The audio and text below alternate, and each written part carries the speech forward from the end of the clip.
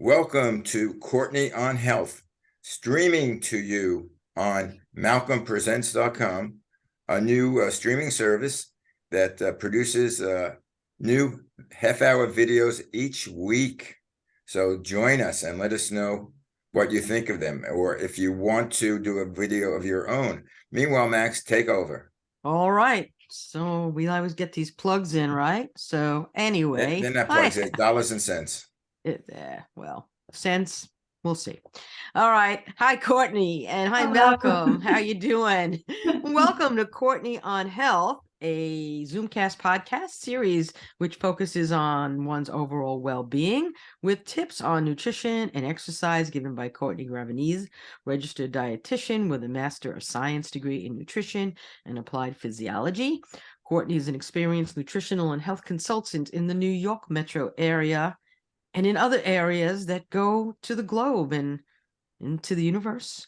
And she will help guide you on a path to wellness and health.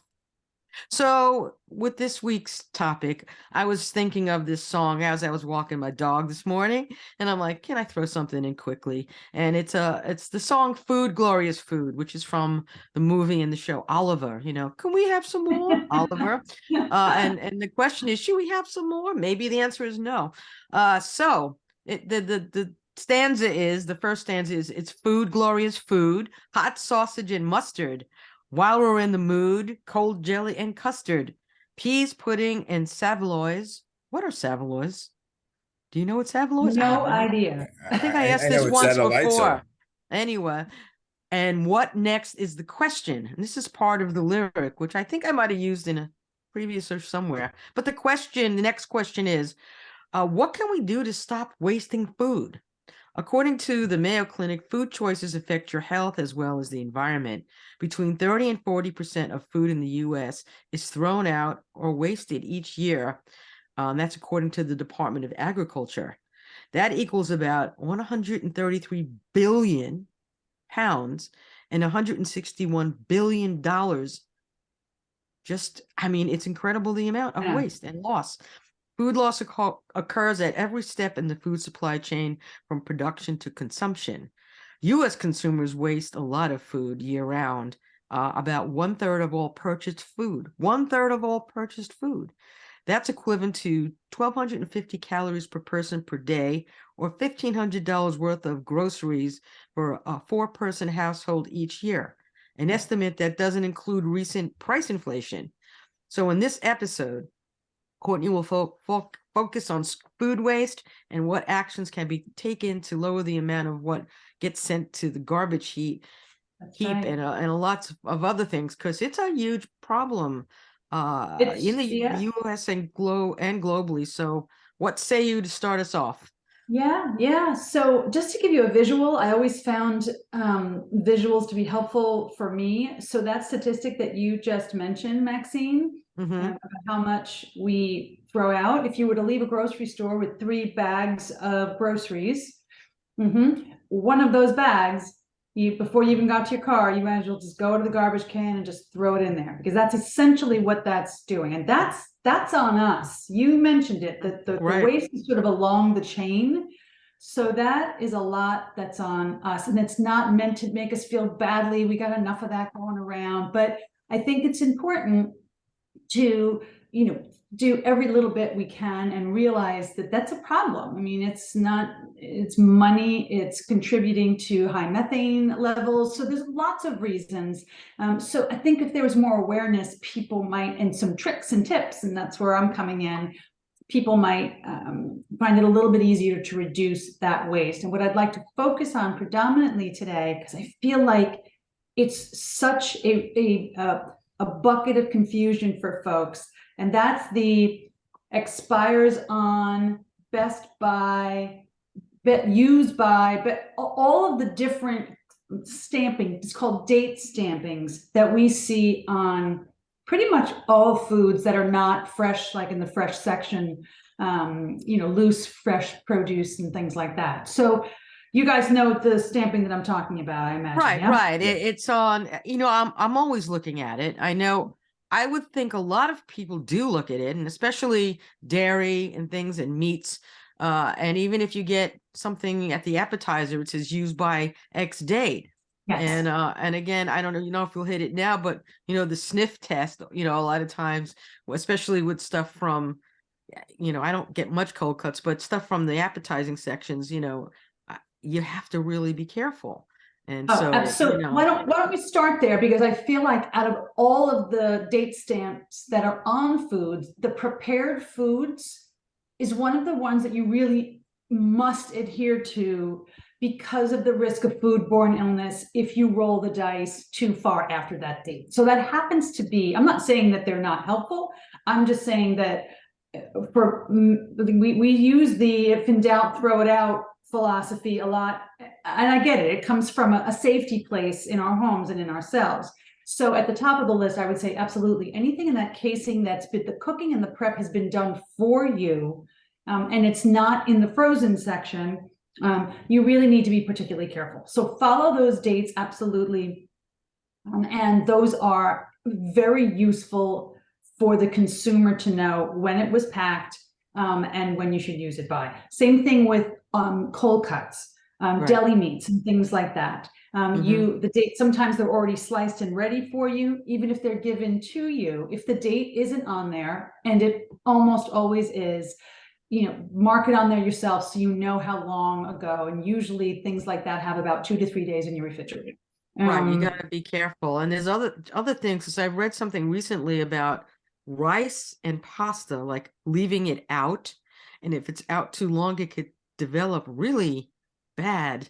You don't mean dried, you mean once it's been cooked. Once it's been cooked, right? Okay. Not Yeah, dried. yeah. That's probably a whole other show, because there's been a lot of articles lately about that.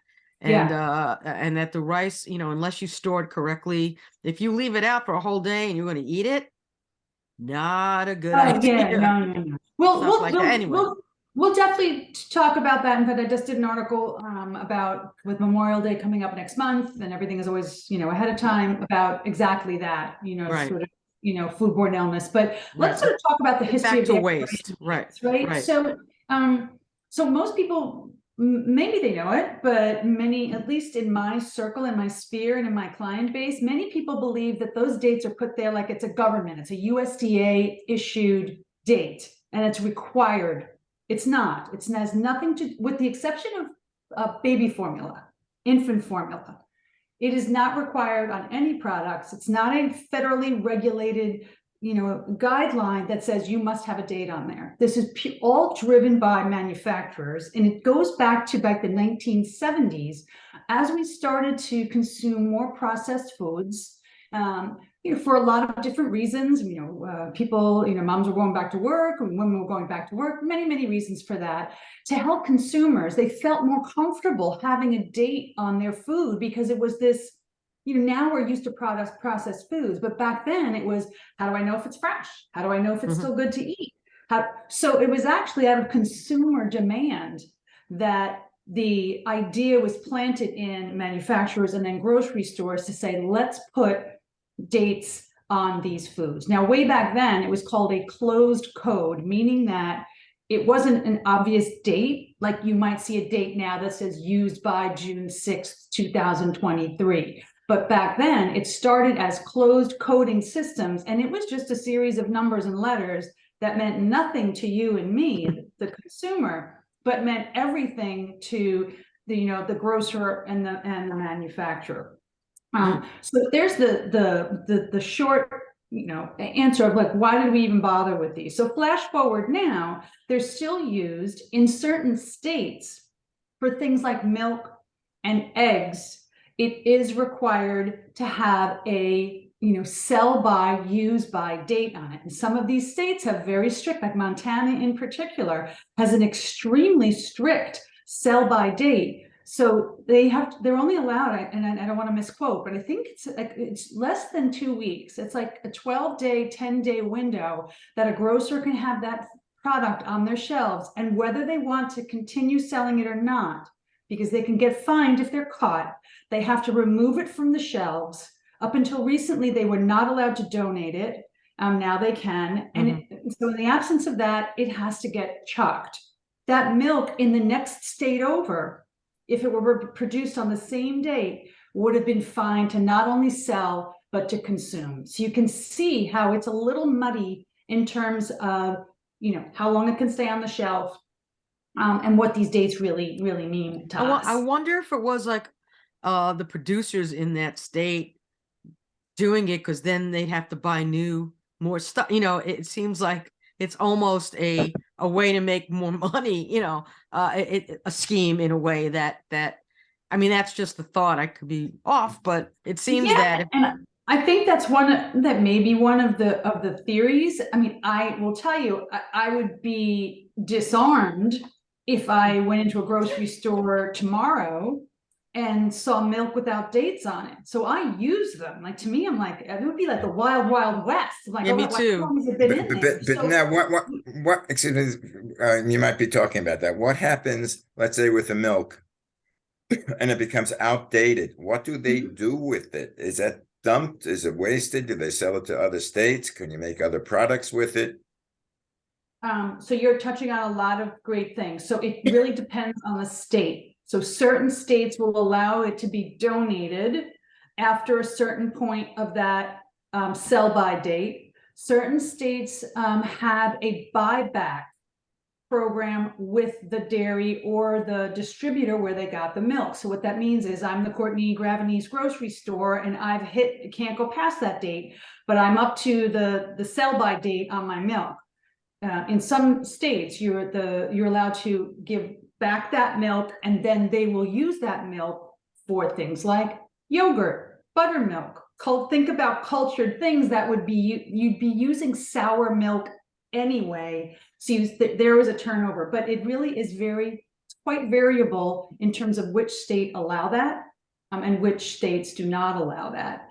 So sad to say, some of these things just get thrown out. They get chucked. There's a lot of waste in the, like I said, like Maxine said, along the whole supply chain. But I think those dates for folks are, there's wiggle room. I would say the least wiggle room, and at the top of that list, we just talked about that, would be the prepared foods. Really follow that date.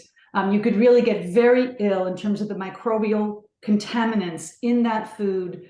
Even if you did reheat it properly, there are certain bacteria that are extremely heat resistant, and they are going to survive no matter how hot you make that food. So you must really follow that date on prepared foods, for sure. Right. The next in line would be things like yogurts. Now, keep in mind, you can absolutely, because this has got a date on it, right? I mean, this is May 3rd. This is going to be long gone before May 3rd, but yogurts and milk can be consumed a few days, certainly after the date that's on that packaging. You just don't want to leave it in your refrigerator endlessly. Now, the sniff test on something like a milk, and we're going to talk about the sniff test a little bit later on as well, on milk, because we've all smelled, well, as most of us have, soured milk. So it's a very potent, very obvious smell. So if you smell your milk and it smells that disgusting, sad to say, there's really not much you can do with that. So you're going to want to, get rid of it. Would it make you sick? Probably not. Is it going to taste very good? No. No, not going to. Well, aside from smelling sour, milk, if I remember correctly, cakes up. If you haven't been home and you open up the milk case and you see it really cakey and and sometimes it's tricky, because if I put milk in my coffee and I see it curdling to the top, then I know I just lost a cup of coffee, which pisses me off. But it's like me, I have to have something, although I'm heading to tea a lot more. But yeah, you see the curdling, so that's like a definite sign that it's that a sign. has right. So I would not rely on the sniff test. And again, we're going to talk about that in a couple of minutes. But in that case, it really will serve you well for things like bagged boxed salad greens, vegetables. This is another area. Can you? First of all, look at the dates. And I've actually I tell my kids to do this if they're going down to the refrigerator and they're helping me. I have another refrigerator downstairs. I'm like, grab me a box of salad, look at the date, bring me up the one that's going to expire first.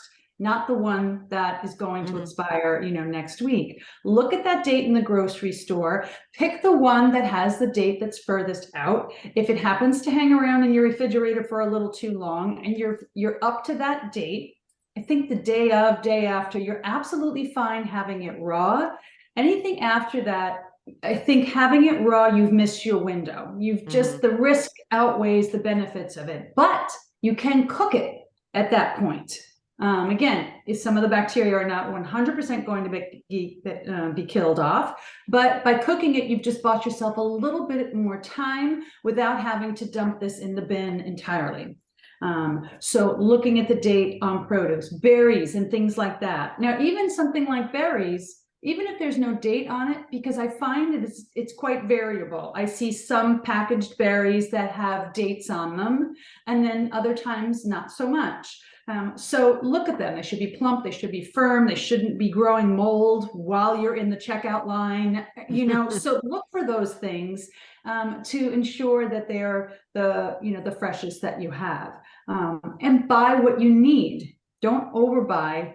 As best you can buy what you need. The dates that are on things like canned foods, dried pasta, so many things. And think anything that's not necessarily going to be stored in your refrigerator or that eventually might require refrigeration, you got a much longer runway on these. So yes, there's a date. This happens to be diced tomatoes. And yes, there's a date on here. And odds are I will use it before that date. But if it's sitting in there 6 months afterwards, it is fine to consume. You don't need to chuck this simply because it has a date that has occurred a few months in the past. Some exceptions would be, and this is sort of a botulism issue, if you see any dents, any pockets or any bubbles in the can, or a very sharp dent in the can, then that would be something that you need to get rid of. Yeah,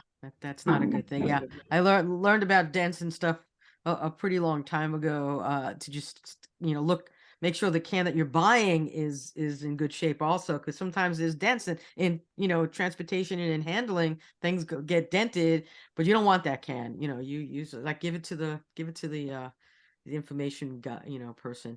So yeah, there's why do dents ruin the can? What happens when the can is dented and if it's not perforated? It's not. If it's so the rule of thumb with the dents is if there isn't a severe crease in it, and you all know it, so sometimes there's just a small dent and that would be absolutely fine. The problem when you have a sharp bend in it is that you might have created a pocket of air in there, and that is where you can have anaerobic, and not just a fancy word for the absence of oxygen, bacteria growing within the can.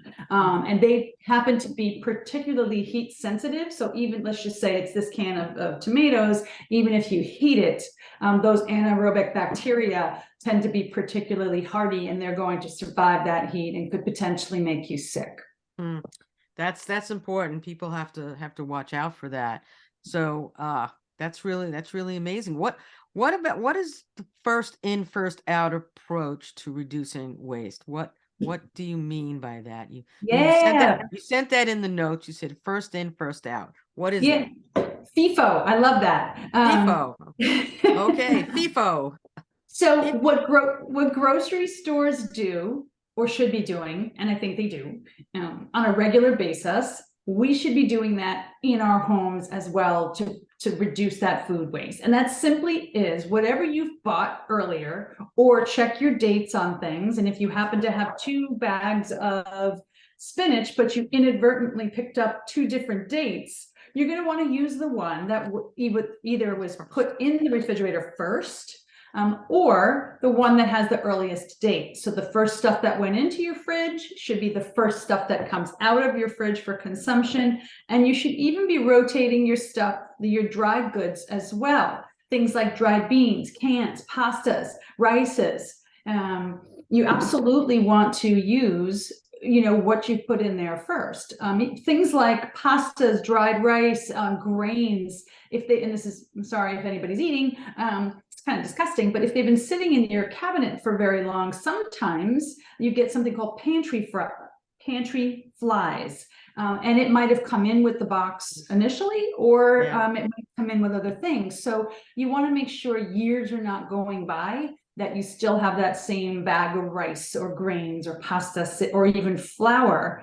Yeah, I'm a big fan of buying flour around like when it goes on sale. So it's my favorite brand, but I date it and then it lives in my refrigerator if I'm not going to use it over the next 6 months. So, I'm not trying to tell people how they should run their houses, but generally these are kinds of things that will prolong the life, help you use what's going to expire first, as opposed to using up what's freshest, what's going to expire. So, those are good. That's a good tip. Go ahead. Yeah, because you want to not waste things. You want to choose what's safe, and don't throw it at it if you don't have to, by doing what you just said. And the sniff test again, that you mentioned. Right. But in terms of like, what can I do to reduce food waste in my kitchen, in terms of like a plan? I mean, what can I do to me as a person, individual, trying to be good for my family, myself, but also the world, to keep things, the environment. What's the best way to try to reduce the waste that you're creating in your house? Sure.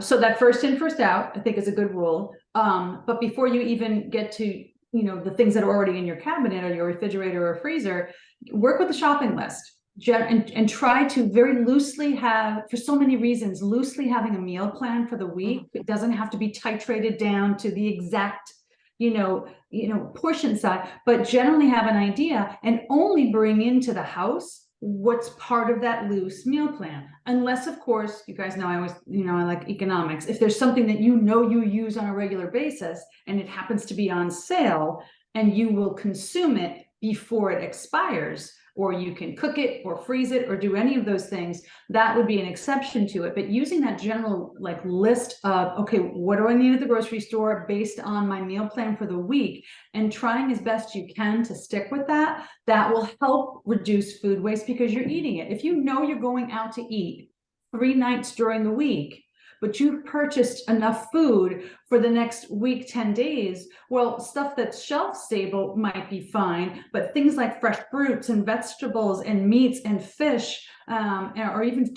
fresh tofu that's not in a sealed bag, is going to go bad if you don't eat it during that week that you had originally planned. So that list certainly is going to help. I'm a big fan, you guys know I talk about it, use your freezer. First of all, if you've got things like meats and fish or leftovers, if you don't think you're going to eat it, package it up, seal it, and put it in your freezer. You've got at least 3 months in the freezer if you've properly closed it up and protected it from freezer burn. It's a great way to, first of all, have a nice healthy meal couple of weeks or a month down the line, and keeps it from going bad in your fridge and ending up in the trash can. But what about leftovers that you figure you're gonna hopefully try to eat? How many days, would certain items be lasting? Some, when you look at certain articles, they go, a day, 2 days. If you leave this out, I mean, we're talking about rice before, and starchy and pastas. What's the best way to do that? Generally speaking, in your refrigerator, if it has been refrigerated properly to begin with, most leftovers are okay for, roughly 3 days. Sometimes you can go as much as 4 days. So I always, when people like Thanksgiving time, generally if you, on the 4th day, if you haven't done something with that leftover turkey, for example, it should, go in the freezer, turn it into soup or etc. So 4 days in the fridge loosely. If you've left something out on the counter, the general window in general room temperature or up to 90 degrees. So think about barbecues, picnics, as we move into warmer weather and eat outside, you've got a 2-hour window before foods move into that bacterial growth zone. And that's 40 to 140. It's a very easy way to remember. You want to keep foods under that 40 degrees, or above 140 degrees. And that 2-hour window safely keeps you out of that zone. Yeah, I just wanted to ask you, excuse me a minute. I just wanted to ask you a little bit about rice. Because I cook I have the rice cooker. I cook a lot of rice in there, but that could last almost a week. It doesn't, I take out the rice, I put it in the microwave, and it tastes just as good. Yeah. I mean, there's always going to be exceptions. I think in the absence of, and not that foods that don't contain protein can't make you sick. Here comes Simba. Hi, baby. But generally, your foods that do contain some kind of protein are going to be probably more at risk. That doesn't mean 100%. It just means more at risk. So you're probably fine with that. I tell people all the time, cook a bunch of grains, cool it, refrigerate it, and keep it there and eat from it. But I think week is probably on the outside of that. But generally, that's the time frame. Again, that 4-day window, but sometimes a little bit less, sometimes a little bit more, and you should be fine. 2 hours when it's under 90 degrees, over 90 degrees, and that window shrinks down to 1 hour before it should be refrigerated properly. Because it's warmer, so the bacteria is going to multiply because it's gotten into that warmer zone a little bit faster. So keep that in mind. I'm sorry. Yeah, go ahead. No, a lot of supermarkets have sales on produce that is older and it's a little blemished and it's a little like ugly food. What I mean, is it a good idea to buy that? Is that something that would be okay? And if so, I think especially if you're cooking for that night, I would absolutely say, it's a great way to save some money. And I think grocery stores try to do that. I mean, I don't want people to think every time something goes on sale in the grocery store, it's the grocery's way of trying to get rid of old stuff. That's not what I'm saying, but it's a great way sometimes to take advantage of sales and use it. But again, I would say that's not the kind of thing that you buy and leave in your refrigerator for several days. It's more of, okay, oh, this looks great, and I can throw together a quick meal with that. Let me eat it tonight. So absolutely. Yeah, another thing is wait, hold on. Composting. I'm sorry. I just want to get this in before, because I think that's really important if people can start doing that. And they're selling a lot of things that you can even compost in your apartment. And I think that's a really good place for waste reduction. So what is your take on that? Yeah, so I mean, I think so if you've got property big enough to house a bigger unit, that's certainly a way to do it. And it's different than just throwing, and I'm sort of saying this tongue in cheek, you can't just throw it out in your yard. There's a process that needs to happen with the leftover. Remember, this is all just leftover foods, fruits, vegetables, scraps, things like that, that you turn, you aerate, right? So there's a process to it, but you can do that on a smaller scale. A lot of communities now have these smaller containers that you can keep inside, your kitchen or in your garage to do it on a much more micro level. And then you bring that in. Usually, if a town is doing that, they have a place you can bring it in the long run. We have that. We have that here in Newcastle, and you can buy compost kits in Newcastle and where they have the area where you can put it. I mean, you have to drive to it, or you can do it on your way to and from town. More people are doing it, and it's something that now we're thinking about for when they pick up your actual garbage, to maybe have a pilot program about that. That's interesting. Because they do that do they do that in LA? I know, I think in Beverly Hills area, they I think there's a food scrap thing. Do you have one, Malcolm, out there in the valley? Not that I'm aware of. There probably is, and I just haven't been involved. Most of the food things, in the house, is my wife takes care of. Okay. Well, I know that's a benefit, and she's a great cook, so she can take care of a lot of things. And she cooks like crazy. She cooks. She's quite a cook. So anyway. So before we entirely, where our time is completely done, and we leave the food the food dating, I just want to bring something to everybody's attention so they can start to look for it. So there is a bill that they're trying to push through Congress that's going to actually help, I think, eliminate some of the confusion with the food dating stamp. So this is one thing I think will be helpful. They're trying to make it so that it's just 2 labels. And one of those labels is going to be best if used by, which doesn't mean you will get sick after that date. It just means that peak freshness would have occurred before that date. So one of those, again, but best if used by date, but don't feel like you have to absolutely eat it. It just means that peak freshness. So feel free to continue to eat it after that. It would be fine. You do not have to throw it out. The one that you should consider throwing out is the second stamp that they're considering, which is used by, period. And that is a statement of, you really do need to consume this product by the date that's on here. And I think that will eliminate a lot of the confusion, and then of course eliminate some of the waste that we're seeing simply because people are confused. And I totally get that. Okay, guys, our half hour is up. Is that Bill?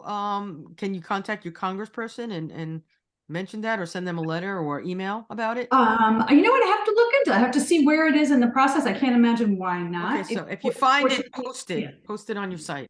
Okay. Max, say goodnight, Gracie. Good night, Gracie. So thanks for this was great. This was great information. Courtney, you're awesome. Thanks for joining us for Courtney on Health. To get more info, follow Courtney on her Facebook page, which is Courtney on Health, on TikTok and Instagram at CLG Wellness, and visit her website, CourtneyGravities.com. You can find past shows on MalcolmPresents.com and TheManyShadesOfGreen.com. This is Courtney on Health, smart, sound nutrition, strong, safe fitness, and we will catch you again next time. See you next time. By the way, if you're an advertiser out there, we're open for advertisements. Good to know. If you're a food product or something related to food or nutrition, give us a call. Contact me at ring-a-ding. Yeah. Contact me at malcolmpresents@gmail.com. And we'll see what we could do. Of course, everything has to be approved by Courtney. We have no products that are not approved by her. Right. It has to be the Courtney seal of approval. Courtney seal of approval. Max, we don't Okay. have to have so much. Okay, And me thanks. forget about. Anyway. Max, not so much and you forget. Okay. Yeah, thank you for joining us. All right. We'll see Take you care. guys next week on Courtney on Health. Bye-bye. Thanks. Bye. Bye.